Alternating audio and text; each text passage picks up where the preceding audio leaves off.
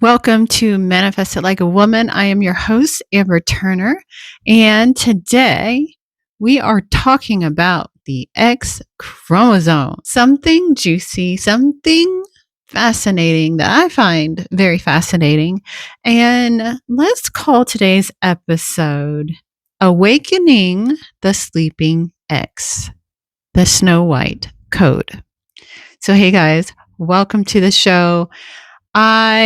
I'm really excited. But before we get into the show, the topic for today's show, I have to share with you guys that the House of Her will be launching November 11th. And this is a living library for Manifested Like a Woman. These are my meditations. These are just a little peek inside. We just created the Healing Goddess Protocol, which is about getting into your healing. So we talk about health things, some wellness things, and we also have recipes, all sorts of delicious things in this living library. And so it's audios and mainly meditations. I use my signature method, the hypnotic and melodic method, when it comes to my meditations. And this is a very powerful method because we integrate breathing techniques along with affirmations and along with melody and imagery to really make it rich and alive. So it's very potent, I feel. So I'm really, really excited about that.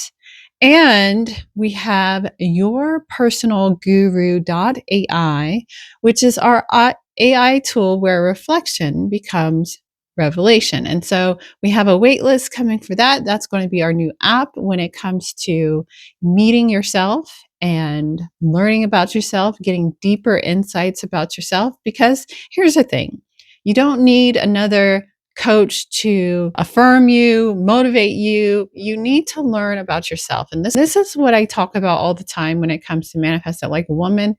We are coming home to ourselves. We are understanding ourselves. We are deeply connecting with ourselves. And so that is what your personal guru.ai is all about.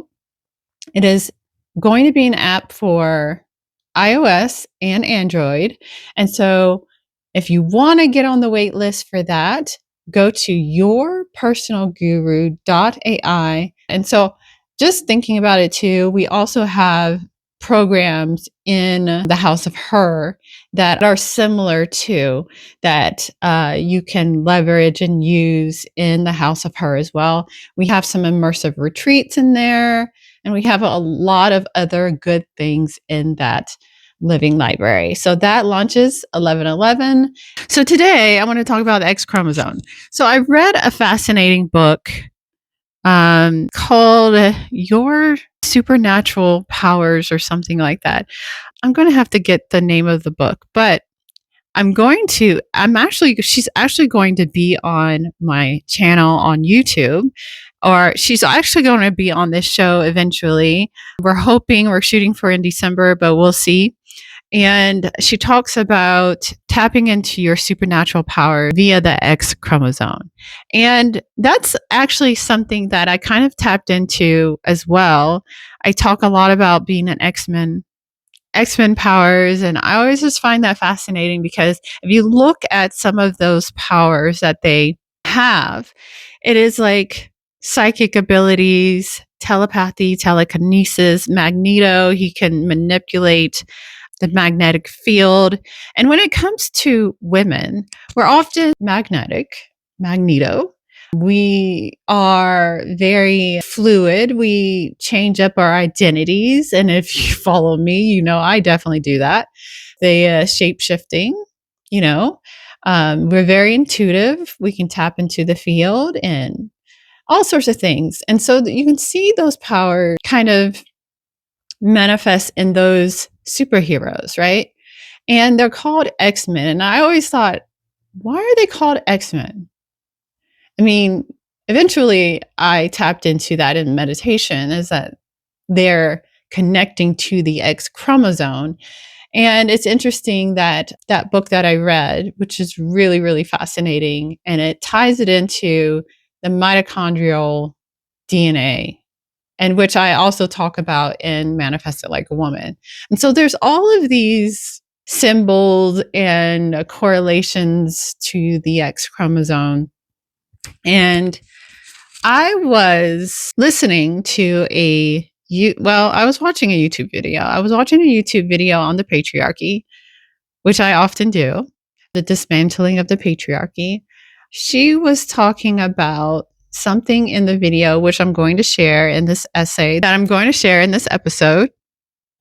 And I just found it fascinating that we sometimes can be at our own detriment.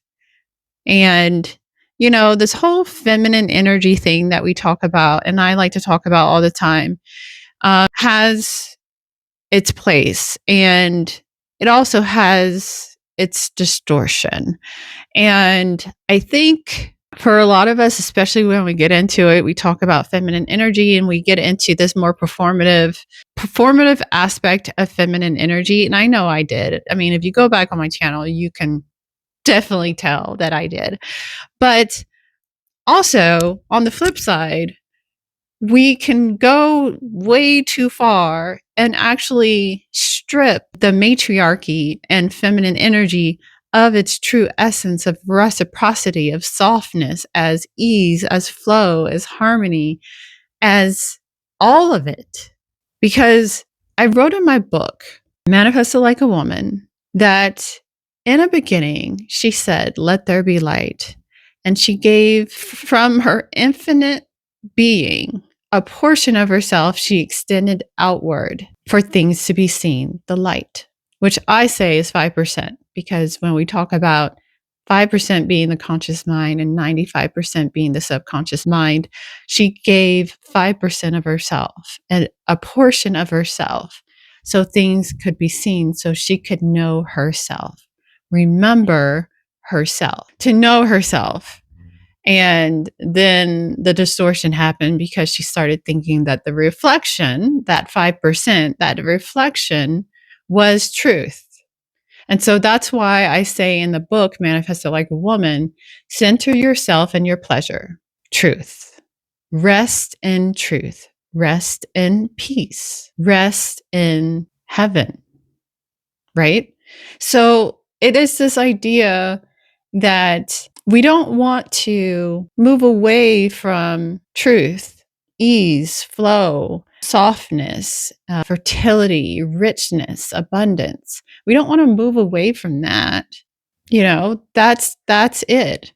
And so it's this fine line of what is feminine energy? What is femininity? What is truth? Oftentimes in this realm, especially in the feminism realm, we always this thing where people talk about, I don't believe in fairy tales and fairy tales aren't real and blah, blah, blah. I don't know about you, but I believe in happily ever after. Like, I don't think, you're throwing the baby out with the bathwater type of thing where it's like you have to, anything that might be feminine, soft, happily ever after, whatever it is, you kind of just like you move as far away from it as possible to take down the patriarchy. Now, I understand the patriarchy, and that is a distortion of us not remembering who we are and how powerful we are. That's it. The power is not out there. It is in here. It is you. And so the distortion becomes, we have to fight. We have to become the opposite of what is truth. And then we have to continue to look outside of ourselves versus coming back to ourselves and remembering, oh, I am that. I am that. Okay. I wanted to share that. I wanted to preface this essay with that because I feel like it's really important. We sometimes miss the mark when it comes to playing this game or We miss the mark sometimes when it comes to remembering who we are. And it is this beautiful, decadent, rich softness, reciprocity, and coming back to ourselves. So I needed to share that before I read this essay to you and share it with you because it's going to make sense. Okay, here we go. Awakening the Sleeping X, the Snow White Code. There's a line in Anthony David's song Words that always touches something deep in me. Fairy tales do exist if you believe. Every time I hear it, something inside me hums in agreement. I've always believed in fairy tales, not as glittery promises of rescue, but as ancient maps of remembrance. Beneath the talking mirrors, poisoned apples, and enchanted sleeps, there's a wisdom we often overlook. These stories aren't telling us to wait for magic. They're reminding us that we are the magic. The Forgotten Code. Take Snow White. Most people remember the apple, the dwarves, and the prince's kiss. What we don't often explore is what those symbols actually mean. For me, Snow White represents the sleeping feminine principle, the part of us that has fallen into forgetfulness. She lies in a crystal coffin, visible, preserved, but still. She's the dormant X chromosome of our collective psyche, the feminine essence that has been silenced but not destroyed. The prince is not a man on a horse. He is consciousness itself, the inner masculine energy that returns to awaken her. When he leans in, it's not a rescue, it's a reunion. It's the moment our awareness meets our essence. The two currents, masculine and feminine, merge into wholeness again. The trigger and the truth. Recently, I was watching a YouTube video about the heroine's journey. The creator was discussing the writer who coined the term after reading Joseph Campbell's Hero with a Thousand Faces. She shared a story about Campbell's response when asked why there wasn't a heroine's journey. His reply was, because there's nowhere for her to go. For the woman in the video, that line was frustrating. She said she felt immediate outrage, like so many women might, assuming it's another example of patriarchy minimizing the feminine experience. But when I heard it, I didn't feel that flare. Instead, something in me softened. I understood exactly what he meant. When Campbell said there's nowhere for her to go, I don't believe he meant that women have no journey or depth. I believe he meant she's already home. The feminine doesn't travel in straight lines or chase dragons. Her path is circular, cellular, magnetic. She doesn't need to find herself. She is the field in which all things are found. Her work is remembrance. Her journey is awakening. The rage and the remembrance. Now, let me be clear. I absolutely support the dismantling of patriarchal systems that have distorted power for centuries. But I've also seen how easily righteous anger can transform into another form of war, just in a different costume. Anger can be a doorway to awakening, but if we live there too long, it blinds us to the truth we came to remember. It's one thing to burn the old structure, it's another to build from love instead of rage. True feminine reclamation isn't about conquering or overthrowing, it's about returning to center, returning to truth, returning to the part of ourselves that was never asleep, only dreaming. The science of the spell.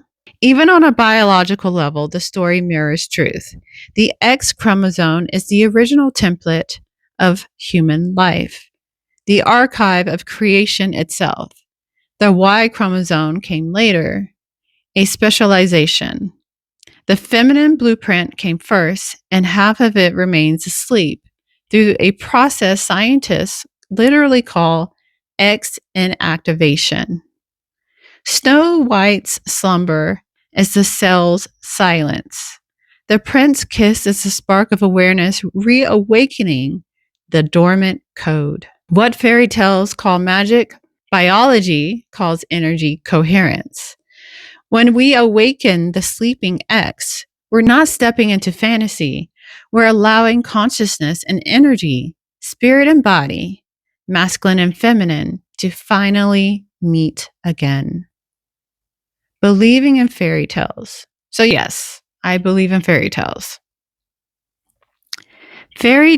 Not because I'm naive, but because I understand the language. Fairy tales are the ancient tongue of the soul, telling us what the mind forgot, that love resurrects, that awareness heals, that wholeness is our birthright. Snow White isn't a girl waiting for a prince. She's the divine feminine within us all, waiting for consciousness to remember her. When we believe in fairy tales, we're not escaping reality, we're restoring it. We're remembering that magic was never gone. It was simply sleeping. To awaken the sleeping X is to remember that we were never powerless, only dreaming. So I wanted to share that.